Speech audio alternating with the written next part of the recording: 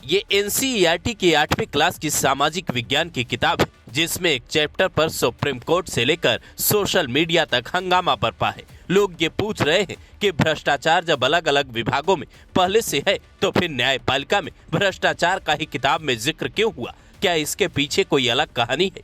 ये बात तो पूरा देश जानता है कि बीते दिनों दिल्ली हाई कोर्ट के जस्टिस यशवंत वर्मा के स्टोर रूम में कैसे जली हुई नोटों की गड्डियां मिली। बीच बीच में कई ऐसे केस उजागर हुए जिसने न्यायपालिका से जुड़े कुछ लोगों पर सवालिया निशान खड़े कर दिए। तो फिर 8वीं क्लास के बच्चे अगर इस बारे में पढ़े तो सुप्रीम कोर्ट में आपत्ति क्यों दर्ज कराई जा रही है, इसे समझना होगा। फिर इस बात पर भी आते हैं कि पूर्व सीजेआई BR गवई के हवाले से इस किताब में क्या लिखा गया है। सुप्रीम कोर्ट में वरिष्ठ वकील कपिल सिब्बल कहते हैं, एनसीईआरटी क्लास 8 के छात्रों को न्यायिक भ्रष्टाचार पढ़ा रहा है। ये बेहद गंभीर चिंता का विषय है। मैं उम्मीद करता हूँ अदालत इसका स्वतः संज्ञान लेगी। सीजेआई सूर्यकांत कहते हैं, मैं इस मामले में पूरी तरह से अवगत हूँ। मैं किसी को भी इस संस्था की अखंडता को बदनाम करने की अनुमति नहीं दूंगा, चाहे वो कितना ही प्रभावशाली क्यों ना हो। मैंने इसका संज्ञान लिया है, कानून अपना काम करेगा।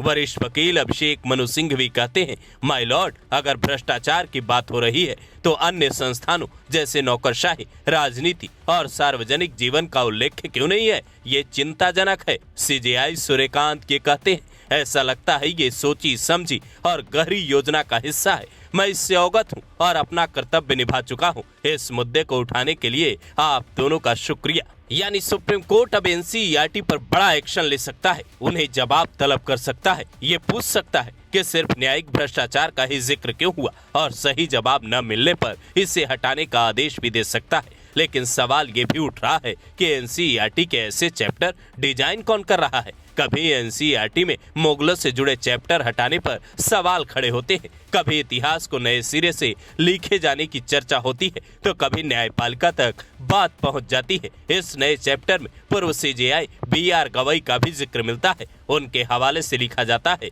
जुडिशियरी के अंदर करप्शन और गलत कामों के मामलों का पब्लिक ट्रस्ट पर बुरा असर पड़ता है। उन्होंने कहा था, हालांकि इस ट्रस्ट को फिर से बनाने का रास्ता इन मुद्दों को सुलझाने के लिए उठाए गए तेज, निर्णायक और ट्रांसपेरेंट एक्शन में है। ट्रांसपेरेंसी और अकाउंटेबिलिटी डेमोक्रेटिक गुण है। लेकिन अब मामला जब सुप्रीम कोर्ट पहुंच चुका है तो पूर्व सीजेआई की टिप्पणी भी इस किताब में रहेगी या नहीं, ये चैप्टर रहेगा या नहीं, ये भी सुप्रीम कोर्ट के फैसले के बाद तय होगा। लेकिन अगर आप न्यायपालिका की स्थिति देखें तो नए चैप्टर में इस बात का जिक्र भी मिलता है, कहां कितने केस पेंडिंग है। सुप्रीम कोर्ट में 81,000, हाई कोर्ट में 62,40,000, जिला और अन्य अधीनस्थ अदालतों में 4,70,00,000 केस पेंडिंग है। शायद यही वजह है कि हिंदुस्तान में ये बात अब आम हो चली है कि अदालत के चक्कर काटते काटते जूते घिस जाते हैं, पर इंसाफ तय वक्त में नहीं मिलता। हालांकि फिलहाल चर्चा आम आदमी को मिलने वाले इंसाफ पर नहीं बल्कि न्यायपालिका के भ्रष्टाचार पर सबसे ज्यादा हो रही है।